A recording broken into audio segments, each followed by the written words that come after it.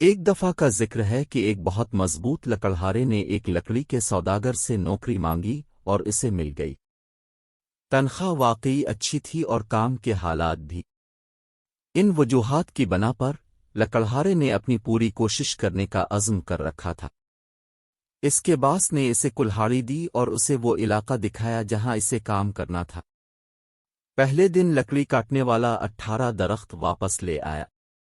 مبارک ہو، باس نے کہا، اس راستے پر چلو۔ باس کے الفاظ سے بہت حوصلہ افزائی ہوئی۔ لکڑی کاٹنے والا اگلے دن مزید کوشش کرے گا، لیکن وہ صرف 15 درخت ہی واپس لا سکا۔ تیسرے دن اس نے مزید کوشش کی لیکن وہ صرف 10 درخت ہی لا سکا۔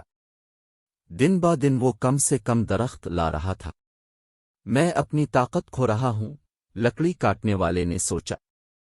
وہ باس کے پاس گیا اور معافی مانگی اور کہا کہ وہ سمجھ نہیں پا رہا ہے کہ کیا ہو رہا ہے۔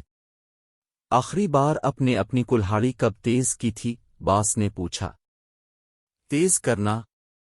میرے پاس کلہاڑی کو تیز کرنے کا وقت نہیں تھا۔ میں درخت کاٹنے کی کوشش میں بہت مصروف رہا ہوں۔ ہماری زندگیاں ایسی ہیں۔ ہم بعض اوقات اتنے مصروف ہو جاتے ہیں کہ کلہاڑی کو تیز کرنے میں وقت نہیں لگاتے۔ ہمارے ایمان کی کیفیت کا انحصار اس بات پر ہے کہ ہم اس غذا کو کتنا تیز کرتے ہیں جو روح کو غذا دیتا ہے۔